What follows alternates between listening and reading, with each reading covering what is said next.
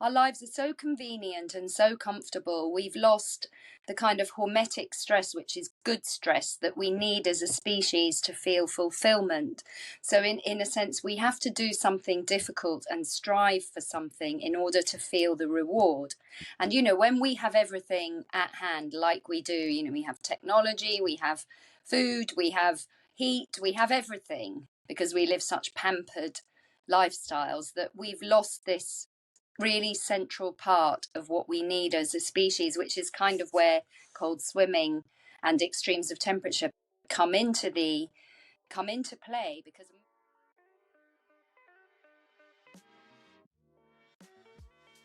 Welcome to the Degrees of Health podcast. We explore the heat, the cold, and the spectrum of health in between. We're after tools, frameworks, and practices that can help us live well as individuals and as members of tribes, groups, and gatherings in which we exist. This week, we had the pleasure of speaking with Emma O'Kelly. She's a journalist who writes for the likes of The Telegraph, The Financial Times, Condé Nast Traveller, and is a long-term contributing editor at Wallpaper magazine. She's also the author of Sauna, The Power of Deep Heat. It's a wonderful book in which we dive into fully. Emma's been on a remarkable journey all around Northern Europe, exploring the different variations and dynamics of the sauna. In our conversation, we speak about how the sauna impacts our physical and social lives, the Finnish concept of sisu, happiness, nudity, and lots more. An old Finnish proverb says, "A person without a sauna is like a body without a soul." With that, here's my conversation with Emma O'Kelly. Emma, thank you so much for doing this. thank you very much for having me on the show. Well, it's great to be here. We're big fans of your work, and more specifically your book, which we have not one but two copies in our household. So we really enjoyed reading it and learned loads. Sauna, The Power of Deep Heat. How did you end up driving 10,000 miles across Sweden, Norway, and Finland? How does that happen? Well, so normally my day job, I'm a journalist, and I've been at Wallpaper magazine for years. And in 2016, I went to Finland on an assignment to do an art story on an island just off Finland. And I was working with a photographer, and at the end of the day, the people on the island said, "Let's all go to the sauna." And the photographer, who is British as well, we were like, okay. And they grabbed some snacks and some beers, and we all trundled off down to the edge of the lake to this beautiful wooden sauna cabin. And we spent the whole evening kind of saunaing and drinking beer and going in and out and actually talking to each other and relaxing and unwinding after the work day, which had been quite intense, and really got to know each other and felt really good afterwards. And I just thought, why don't we have this in the UK? We have a cold climate, we have cold water. This is sauna like I've never experienced it before. And I was drawn to the aesthetics of these sauna cabins, these little like wooden huts with a curl of smoke, painted oxblood red, kind of on windswept hillsides and archipelagos in that part of the world. So I asked the curator on the island to introduce me to a Finnish photographer, which she did. And Maya, the photographer, Maya Astikainen, and I met in Helsinki and came up with the idea that Maya would shoot a few saunas around Helsinki and I'd write a proposal. So we did that. We sent it to lots of publishers in the UK and got rejection after rejection after rejection. So we forgot about it and just moved on, carried on with our normal jobs. And then in 2019, Finnish sauna culture was added to UNESCO's list of cultural practices in need of protection. And an editor I'd worked with in the past from a magazine called Hole and Corner remembered we'd done this work, commissioned a story. So we wrote a big 6-page story using Maya's pictures. And then came the pandemic. And in the aftermath of the pandemic, a newfound focus on health and wellness. And somebody else remembered this work, and we rewrote the proposal, and we got our book deal. And the book had shifted from a visual coffee table book about the architecture and aesthetics of sauna to actually what happens inside a sauna and its health benefits. So as well as driving those 10,000 miles, I embarked on a 40,000 word research project into actually what sauna can do for your health. So that's It's where it began. well, Yeah. it's a lovely story. And one question I really wanted to ask. I mean, there's so many off the back of it from where you go and the sort of. Please, you mentioned design, all the biophilic design. I enjoyed that bit as well. What surprised you most out of the trip? Because there was so much going on. I just love to understand that. Oh, well, there was so much going on. And firstly, I need to say that I could not have done this book without Maya. I knew nothing about saunas apart from what they look, liking the way they looked. And Maya, being Finnish, grew up. She has a sauna in her house. She has her tent sauna, which we photographed for the book, which when she goes around in her van, she takes her tent sauna with her and she just pops it up next to a lake or somewhere that she feels like having a decompress, and it takes about half an hour to warm up, and she is the person who knows everything about sauna. So Mm. it was very much under Maya's guidance. I was on a very steep learning curve. I couldn't, in the beginning, I couldn't even take the heat. So I'm a cold swimmer, which I've been doing for about 6-7 years, swimming in the Hampstead Ponds and in the Parliament Hill Lido, which I know you both visit as well.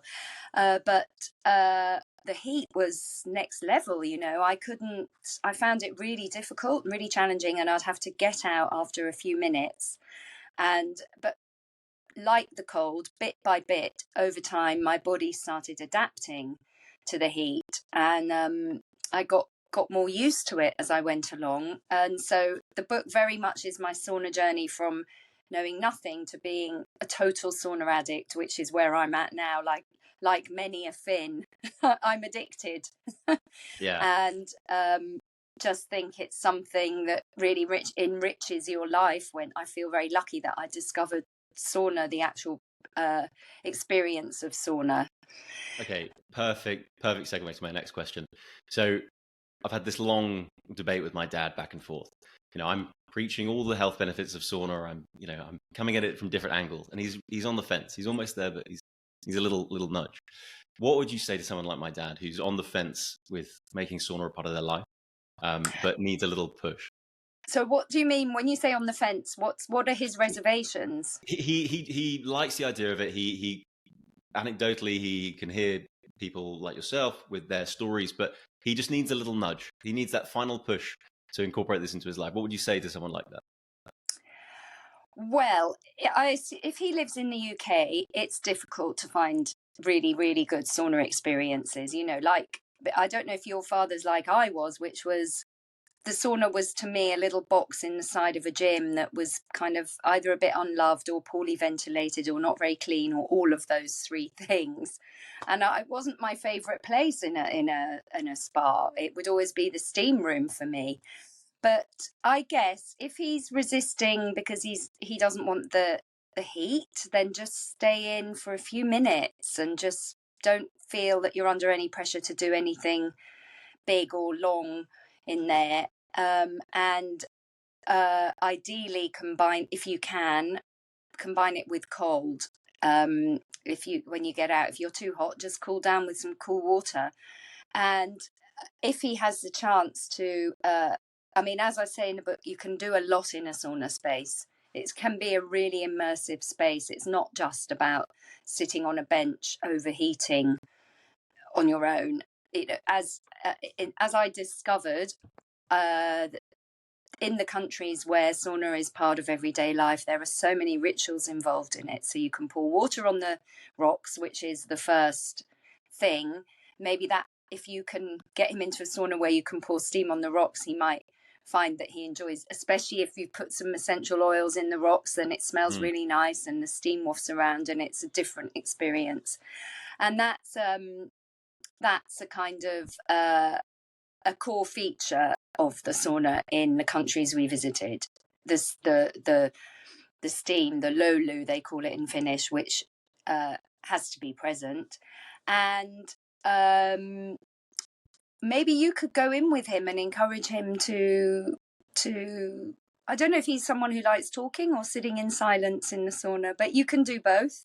Anything goes. You don't have to be naked. In fact, in the UK and Norway and lots of places and in Finland, it's not compulsory to be naked, and a lot of the time people are not naked and they're in separate differently divided gender sessions, you know. So I don't know if that's one of his reservations, but well, it's good. It's good. I think it's so multifaceted. How, like, if you were to sell the sauna to someone, of like, okay, here's why you should care. There's so many different approaches you could take, and I think a lot of, especially British people, it's quite a vulnerable thing. You're semi-naked and you're in this hot box. So why am I going to go and do that? And is it a health angle? You know, having a sauna 20 minutes a day, 6 times a week, your rate of dementia drops by 60%. That's a profound implication from a study. But if that was a pill, it'd be so much easier and people would adopt it. And I think for a lot of people, they go for a health benefit and they walk away with this communal social aspect they didn't quite see, they didn't quite realize up front. But I think it's something about the heat and the vulnerability that it's just the perfect environment for this amazing social connection. How did you experience those different pockets of communities in Estonia and Finland and Sweden? How did that community piece, I guess, what did you learn from that community piece? That it's that in those countries, it's absolutely central to life. You know, going to the sauna is a thing that people do either as a family or as a group. You know, typically it's once a week, but if you can go more, as you said, the more you can go, the better the health benefits. But obviously, lots of people can't go for more than once a week, and it tends to be something that lasts a good few hours. It's not just a quick 15 minutes and then you go get dressed and go home. It's okay, everyone gets together.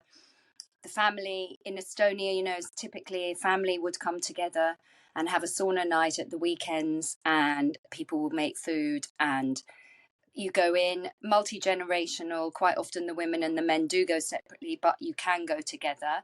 And there's a kind of understanding that in a community sauna, you don't talk about politics or religion or difficult topics, and you resolve arguments before you go in there. So it's a space where you do connect. And I found that you can you can have deep conversations in the sauna with strangers, especially if it's quite dark. You know, people will share big things that they wouldn't necessarily talk to people about in a conventional setting. Or you can sit in silence. There's no rules, no one's judging you. If you don't want to talk and you want to be quiet and not join in, it's not rude or antisocial. It's okay. So it's a space where anything goes in terms of communication, which is really interesting because there are not that many situations in which we live where that happens, I don't think. And that was really interesting as the how people do communicate in a sauna, I found. Yeah, I think in England there's definitely a space for that. I think pub culture is wonderful and rife in its own way, but I think the fostering environments that create that vulnerability or create that space just to sort of say, I'm actually having a pretty shit day today. But weaved into everyday life, I think, is what, I mean, we went to Finland, a very smaller research trip than your lovely adventure around Northern Europe. And that was the thing we came home with. It feels so normal just to go to a sauna every day and chat to whoever, and it felt very natural, and it felt very aligned with how humans are meant to be. And then you go back to London and no one wants to look at you on the tube. Don't talk to me, I'm in a rush. There's not so much of that warmness. No. Really isn't. That kind of segues into a point where there was a lovely line from your book from Finland's most famous wild water swimmer. And she said, I'm actually going to read it because I might butcher the line, and I don't want to do that because it's a lovely line. I believe Sisu is a big part of why Finland has been nominated for the happiest country for the 5th year in a row. Yes. Firstly, what is Sisu? And then why is it important? So Sisu is an underlying, one of the pillars of one of the foundations of Finnish society. You know, it's a concept that everybody understands, and it means guts or resilience or toughness in the face of adversity. And as Maya, the photographer, said, you know, sauna and Sisu are Finland's two superpowers. Without them, you know, so society thrives on those two things. And how else do you survive the -25-degree winters without them? And yes, the swimmer Paivi, who you're referring to, she swims every day, and she goes on huge swimming adventures where she drags a raft with all her possessions and her food on a raft, and she'll swim around Finland, and she's actually written a book about that. And she'll dig her own ice hole if there's not an ice hole where she needs to get into the water. She has an ice saw, and she'll cut through layers of ice and get in, and she just gets on with it.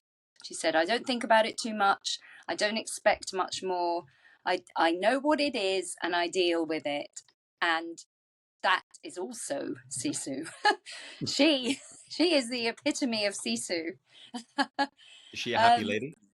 Oh yeah, well yeah, she seems to be. I mean, I've spoken to her a few times, and she yeah, I would imagine so. I mean, Finland, obviously, the Finland being the happiest nation, and other factors come into play, like decent health service and childcare and all those things. But Sisu and sauna are definitely part of that story, I would say.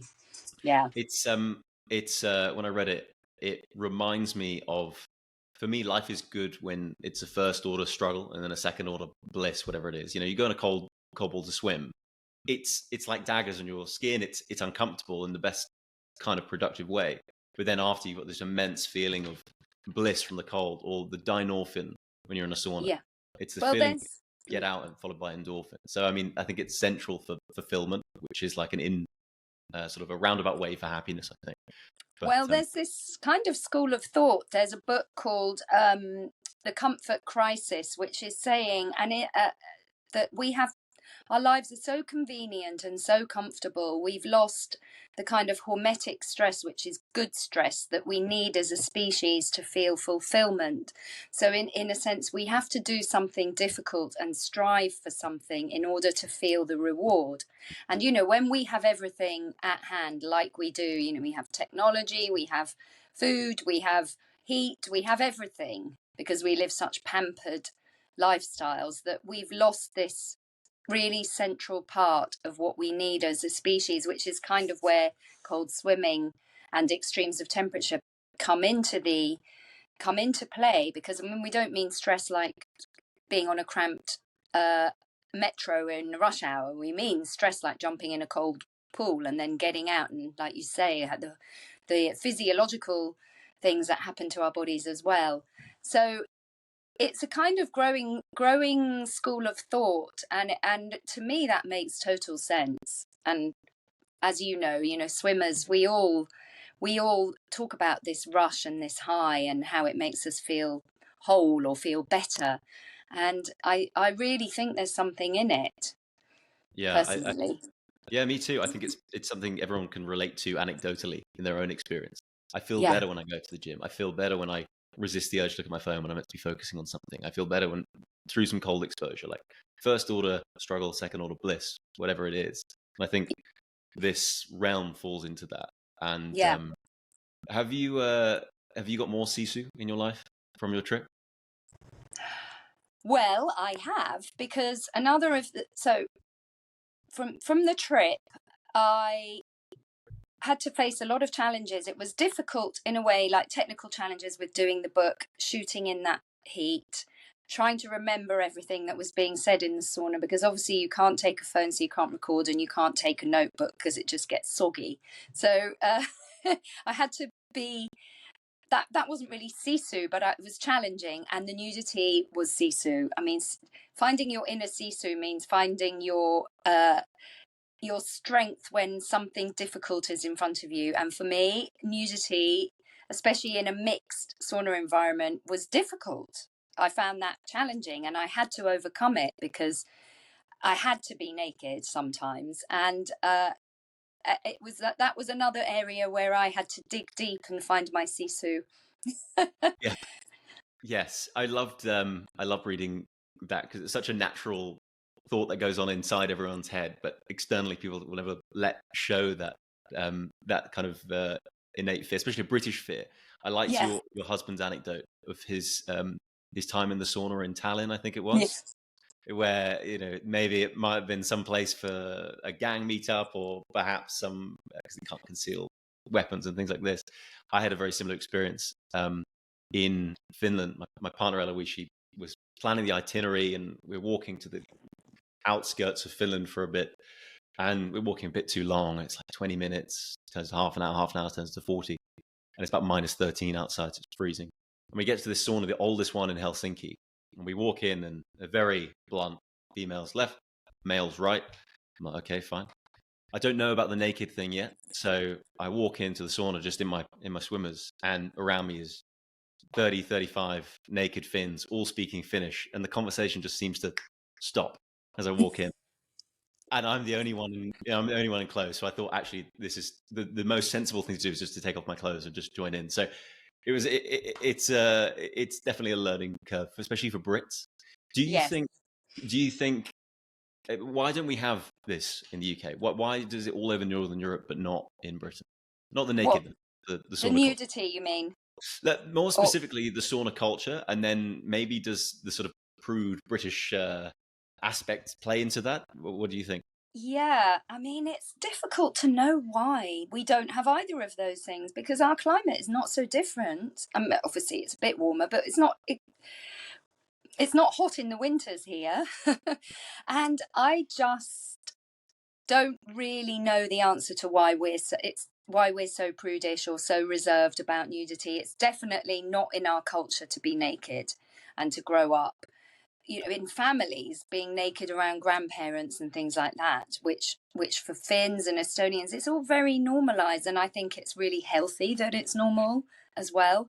I wish we had that, because I think it really helps with body images and self-esteem. And the more bodies I came across personally, bodies of all shapes, sizes, age, everything, and saw loads of scars and this and that, and you think, wow, it's really healthy to see that, and to get over your own inhibitions about your own body, and to not be judgmental about people's bodies either. And you really feel like nobody is judging you, when nobody's looking at you. Nobody really is bothered that you're naked, apart from you yourself, or in my case, me myself. And I don't know if it goes back to the Victorians or predates that, because we've never really been into it, but maybe it's because we haven't had saunas. We haven't had the space where actually stripping off and being naked and it being okay. There isn't really anything in our culture going back that I can think of. No, neither. I think the nudity is downstream of vulnerability, and I think vulnerability is downstream of more of these spaces that are just slightly off piece, a bit outside the norm of our culture. But there definitely needs to be more areas like this in the UK. I think. You in the book, you go through lots of lovely examples of sauna and lots of different variations of it. And there's a nice quote in the book of this: what are we going to take from the tradition of sauna, and what are we going to make uniquely ours? And you reference like British culture, a lovely melting pot of all these different cultures. Where do you see that, I don't know, the future of British sauna culture going? Oh, that is what is so exciting. So even though we're a bit prudish, we are very open-minded in that way, I think. We embrace things from other cultures all the time. Think of our food, or lots of things we do. We're very open, and sauna culture is the same. And what's exciting about it at the moment in the UK is that it's a very young thing, fertile ground for loads of ideas, which lots of people have got. There's loads of enthusiasm. One of the kind of incubators is Hackney Wick community sauna baths, where they experiment with all kinds of things. So they have Lithuanian whisking or Estonian whisking, and then they have Aufguss, which is putting ice balls on the rocks and then wafting the steam around with towels, which has its roots in Germany.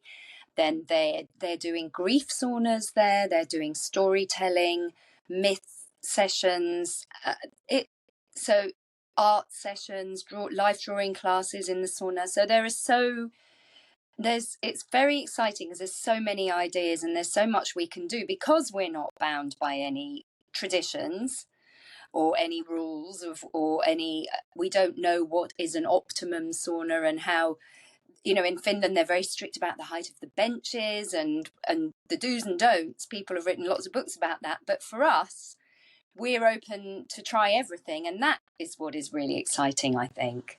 And it feels like it's on the cusp of something here. And it's all age groups as well, and all genders, all age groups. It's really inclusive.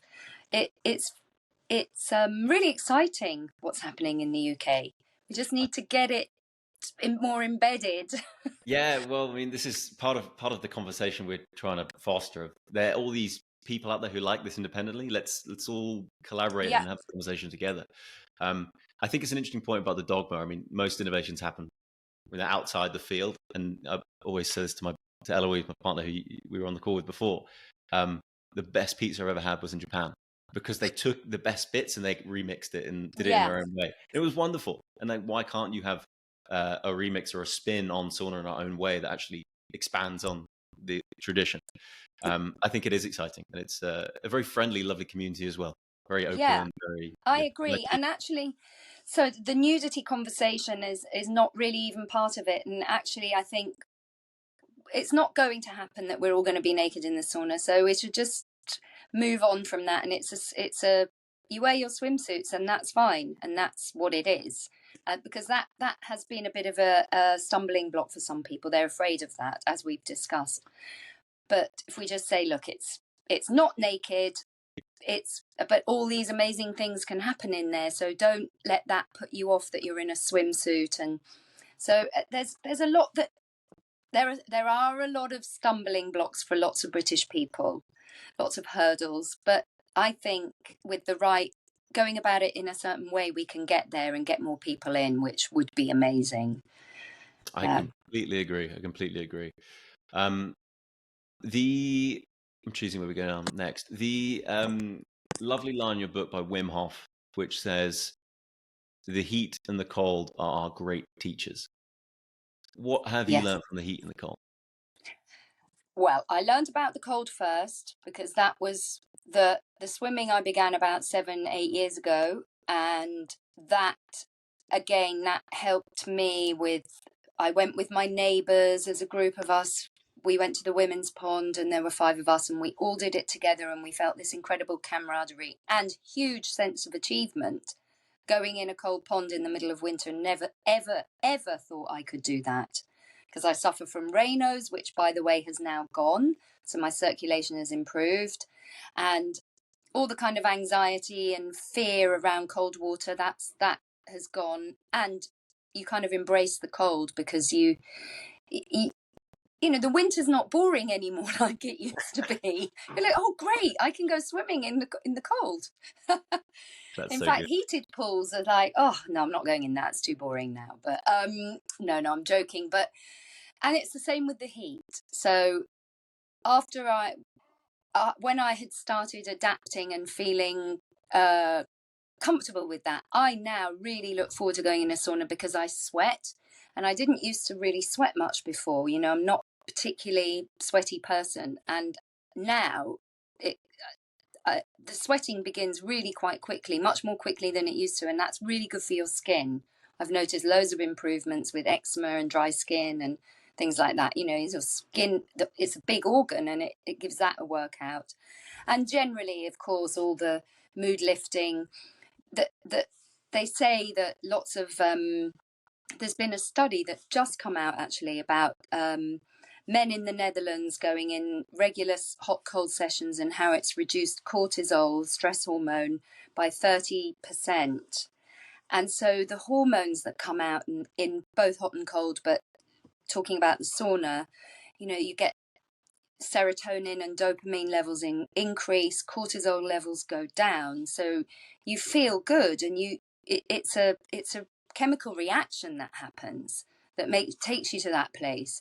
And there may be some anxieties in the beginning about, I have low blood pressure, so I'd feel dizzy quite often and quite faint, and that's a bit unnerving. But again, that for me has gone now because my body has got used to it. So there's lots of things like the swimming, it's a bit, it can be a bit anxiety inducing in the beginning, but when you get through that, you realize there's so many benefits and you feel amazing after the sauna. Tired and a bit sauna brain sometimes, but in a good way. And then you sleep, helps you sleep better. In Japan, that's one of the big selling points of sauna sessions, is that you get a good night's sleep. It's a big belief around sauna culture there. Definitely. I mean, I like the sauna in the evening for that the sleep benefits, and everything you said resonates on a big level. I think the you really get to know yourself at the extremes. I think when you think you can't stay in the cold for so long, or even actually get in the cold pond, and you do, and that over time compounds, and you get the right physical habits, but then also the mental habits of, as you said, that resilience piece of like, oh no, I can do that. I've been here before. I'm fine. And if something is challenging and you think, come on, I can get in a cold pond at 3 degrees in the winter. I therefore can deal with a difficult meeting or something. You realize that you've been able to dig deep on other occasions and you can do it again. Yeah, Stephen from HR is nothing compared to the cold water, right? It's absolutely exactly. I feel like I'm quoting you back to yourself lots, but you write well, so I'm going to do it unapologetically. Unlike the pub, you wrote this in for a piece of writing for The Guardian. Unlike the pub, everyone is semi-naked, sweating, stripped back. Job title, wealth, celebrity, and status left firmly by the pool. Can you talk to the sauna as like a leveler? I noticed that no one in any sauna I've been in Finland was asking anyone of like, what do you do for a job? What you're about? Anything like this. How do you think it works as a leveler? Well, that's what they all say. It is a great leveler. Everyone's equal because everyone's naked. So, and also the whole thing about hiding weapons up your sleeves. You can't be. It's not a dangerous place. So dangerous people can go into the sauna, and but nothing can actually be done in there that's going to physically harm someone else. And I think it is a great leveler, and it nobody looks particularly at their best when they're red and sweaty and half naked, and that also takes the status away from your job title or what you look like or how you present yourself, and I think that's all really positive. And actually the Finns and the Estonians, they all do they have a thing called sauna diplomacy, where they do lots of high-level meetings in the sauna, and actually they both share a superpower who they have had to kind of negotiate with over the years, and they would very often get Soviet officials in the sauna and do deals and work out things that would bring them results. In Estonia, they built these kind of cool-off terraces outside the saunas called esraums, and they'd sit there, they'd get the Soviets in the steam, and then they'd come out and everyone's in a good mood post sauna, and they'd negotiate their food rations or whatever it was they were trying to negotiate. And likewise, Finland did lots of deals with the Soviets in the sauna. So that's on a political level, but the fact that that's on a political level shows that also works, on a very small scale domestic level, or I think there's so much truth in that. Massively. I think context shapes behavior, and I think there's something about the context of a hot sauna which fosters itself for very kind of difficult conversations. You can have them obliquely. You're there to get hot in a box, and if actually this other thing in the back of our head that we're putting off to talk about might be a good time to do it. I mean, international relations 101 sauna. It's good. Also, loneliness. Loneliness is a huge challenge in our societies and in the Nordic societies too, and that's probably more so there where it's very remote, people living out in really remote places, and they're coming together. And just, even if you go into the sauna and you don't know anyone, you can just talk to the person next to you about something, and it's just having someone to talk to. I think that's really important as well. Yeah, I've recently read a book that I'm sure you've heard of called The Good Life, and it's from the largest study done by Harvard ever. And they started in the 1920s, following the lives of people all throughout their lives and all the way through each different stage. And now they're following their children. And it was, okay, so what are the factors that play a role in a long and happy and healthy life? And the number one thing above fitness, above everything, was the quality of your relationships and your social connection. Yeah. In your book, you mentioned that the NHS is prescribing social activities. Started to. Do you think the sauna has a role to play in that prescription? Absolutely. And it's something that, so there's an organisation called the British Sauna Society, which is very, it's small and it's niche at the moment, but there are on the kind of board of there's a couple of doctors on the board of the British Sauna Society, and they are really trying to push to get social prescribing, which is what you're talking about, things like gardening or going for walks in the park with someone. They want to get sauna added to the list of social prescriptions, so that GPs can recommend a sauna session to someone, and they can go and have a sauna session free of charge. I mean, this is what people in Sweden, doctors in Sweden and Finland, are all trying to do. In Finland, this happens in certain places, and the Swedish Sauna Society are trying to get GPs to prescribe this as well. So it's in amongst the really hardcore sauna world, where practitioners are working with hospitals and so on, that this is a conversation. I mean, it's hard to imagine that in the UK right now, when you look at the state of the NHS, and even getting an appointment with a GP, frankly, is really difficult, let alone being prescribed a free sauna session. But if only, and why not further down the line? It's like you say, people need to go and meet other people and talk to other people, and feel, when they're feeling isolated, to have something to do that will lift them out of that. So I don't know how to how we can get that to happen, but it would be great if we could. And I know the British Sauna Society and others are trying. Well, your book will definitely play a part in the argument, I'm sure, and foster that conversation further. 100%. It's a lovely read. And actually, just on it, I know you've mentioned your Maya, who did the photos and went with you on the trip.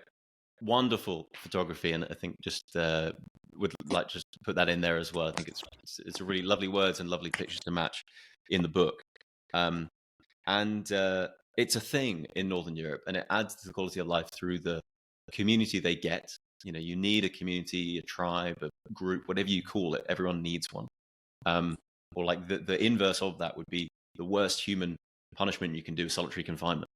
So it's like the extreme, if it really shows the need for it. Plus, you get the health benefits of. Actually, there's another line in your book which I've completely forgotten, but it's essentially around the theory of depressed people have a higher temperature, and actually going in the sauna, they can regulate their core body temperature in a more efficient manner to sort of bring that down. Yeah. There's a study being done that in America by a doctor called Charles Raisin, who says that depressed people don't sweat as much as other people, and that so it's a kind of, and again, there's the research is in its early stages, but so he has been taking depressed people, a group of depressed people, and heating them up in these kind of heat chambers that aren't saunas, they're individual pods, and their heads are not in the heat, so it's different, but the bodies they're heated up to like 90 degrees, and they spend a good amount of time, more than an hour, in there heating up and then cooling down in this one place. And he noted that they felt much less depressed for weeks afterwards. So it was like the idea of heating up. People with depression should heat themselves up and sweat, and that this will help with their depression. And I mean, if more studies can be done on this, that would be huge in terms of what's happening to the hormones and the chemicals in the brain. It's not known exactly yet what's going on there, but it is a really interesting route, I think. Definitely. It's just so multifaceted. You could look at, I mean, you can talk about what it means to live a good life, and you could talk about social connection and pain relief. Lots of people live with long-term pain that you can take medication for it, but obviously then the effects of the medication wear off and the addiction levels rise. I mean, look at opioids being one example of that. And that if you can go in a sauna and help your arthritis, or if you've got fibromyalgia or something, and it can provide a bit of relief, then that is also going to make you feel better and help your life, help you live a happier life. So there are so many health benefits, and the problem is the research. There was a very, very seminal Finnish study that happened over 20 years, which you probably know about, by a Finnish cardiologist called Jari Laukkanen. And he took a group of Finnish men from eastern Finland and he monitored them for 20 years and tried to measure their health benefits on their regularity of sauna bathing. The ones who saunaed 4 or 5 times a week, he then measured their cardiovascular illnesses and found them that they dropped by up to 50% cardiovascular problems in the group who saunaed 4 to 5 times a week. And the benefits stayed. Even if you had one sauna a week, you reduce your risk of cardiovascular illness. He found this in the study, which was published in 2019 and has provided a lot of excitement and interest in the sauna and the heat bathing world, because it's kind of a seminal study. And so hopefully that's paving the way for more research and more studies.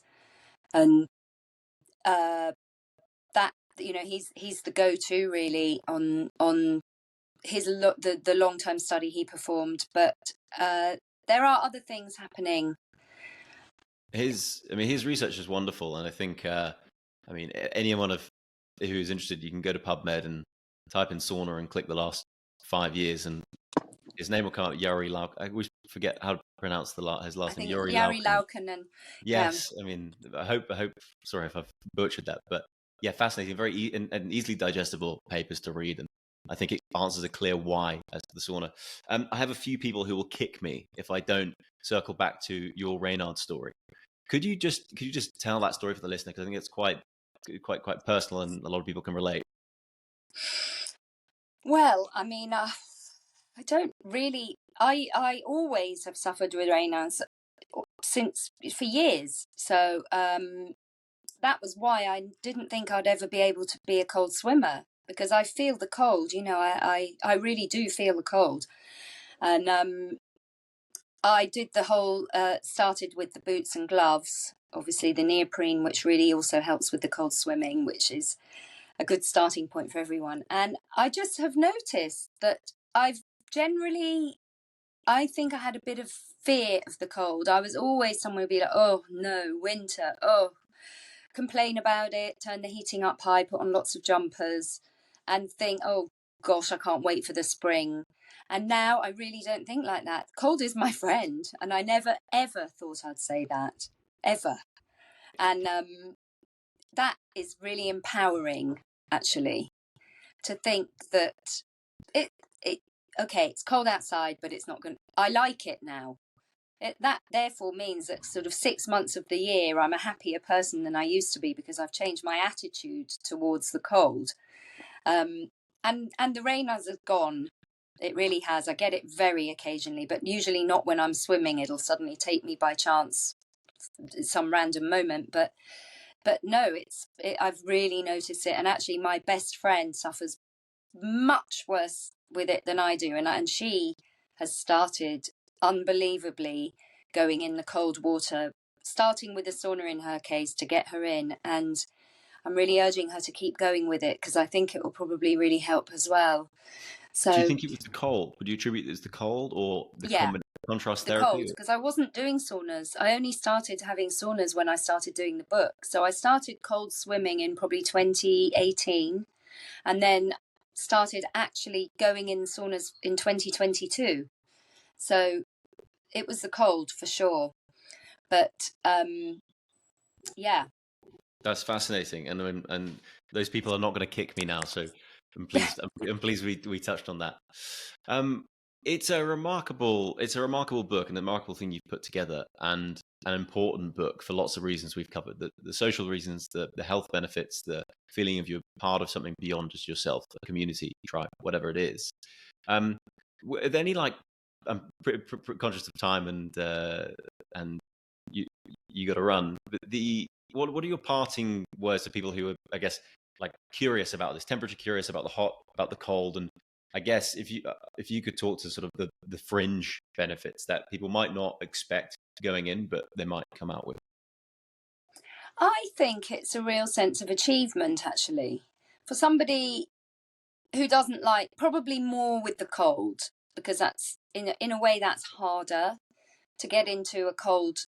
To do a cold immersion is harder probably than going in a sauna initially. But when you get really into sauna bathing, that heat can really take you to a place which I haven't really talked about. You know, you can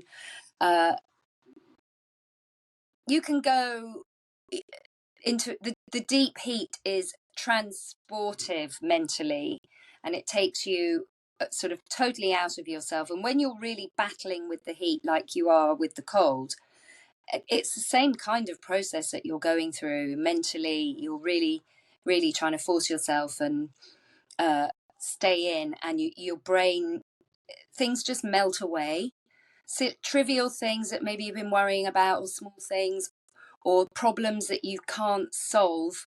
I find that when I've had a really hot sauna and really gone out of myself, I find it, I've either parked all those niggles and worries and left them by the wayside, or I've actually even found an answer to something I was grappling with. For me, that and other people I interviewed along the way said the same thing. You know, and in the book I talk about the spiritual side of that journey with the heat. You know, how in the olden days they believed that pouring the steam that you pour on the rocks was the portal to the ancestors and to deeper wisdom and knowledge, and that you could find answers in the steam, that you would find answers in the sauna that you wouldn't find outside the sauna. And that is obviously all connected to the heat and to taking your brain to a different place. And I think that spiritual journey is also really interesting. How the sauna is the kind of liminal space, can be a liminal space, or the Japanese call it a third space. It's not work, it's not home, it's not a social place, but it is. So it's this new space. And you can go deep with sauna if you want it to take you to a deep place. It can take you to a deep place. I used to play, I'm not recommending this, I used to play a very stupid game with my friend who we used to go to the sauna, and we used to say, okay, no matter what, 25 minutes, we're not getting out. And it was, I mean, we were a bit younger, but don't advise that. It's not healthy at all. However, we took a play ourselves to very mental states you didn't really know you could get to. And there's something really profound about that. And I'd say to the listener who's listening to this on the tube or in a context that's not a sauna, and you hear the sort of the spiritual benefits of you could go to a different place and you think, okay, it's a bit much for me. Try it. Go to a sauna, go do 10, 15, 20 minutes, cool off for a bit, and then go back and do another 10, 15 minutes. And mentally, all your worries of the day, they're gone. You'll really get to know yourself, and you'll see yourself in a different light. And anecdotally, it's something that, like yourself, Emma, I know myself, the friend I was doing this stupid challenge with, and many other people, there's something about the sauna that they can't quite put the finger on, but it makes them feel more alive, more human, I think. It's true. And in a way, because the science isn't there yet to prove it, it's something that we know but we can't prove, so it makes it all the more mysterious and mystical somehow. There is that spiritual element that everybody talks about, but we can't explain why that happens in any logical way, but it definitely does happen. And yeah, I mean, I think that actually going in the sauna when I was writing the book about saunas would help me get my words in order sometimes. You know, I'd be grappling with an idea and then I'd go and have a sauna and it would crystallize. So, you know, I think I'd have got more stressed writing the sauna book if I wasn't actually going in the sauna. I If think it there's was a book something. about something else. Yes, yeah. I mean, it's sort of active research. I think there's something with memory and heat and cold. You know, if I have to pitch something, I'll go in the sauna and like hopefully no one's in there, but I'll pitch it, and my recall is better after practicing something in the sauna for some reason. Emma, I could talk to you all day. You're wonderful company, and it was really, really fun. Where can people find you? Where can they find your wonderful book? Well, the book is available on Amazon and on WH Smith, and you can find more about the book on my website, which is emmaokelly.co.uk. And that's, yeah, Instagram, Emma O'Kelly 10 is my name on Instagram. And yeah, but the book, yes, you can get the book easily. It's readily available. Sauna, The Power of Deep Heat is my dad's Christmas present. Don't tell him. Hopefully, we won't make it this far. Well, into the episode. Let me know how your dad gets on. Hopefully, I will. Him... I absolutely will. We'll get him in there. I'm sure of it. Yeah, I'm sure of it. Good. Well, thank you very much for having me. It's been really good. Yeah.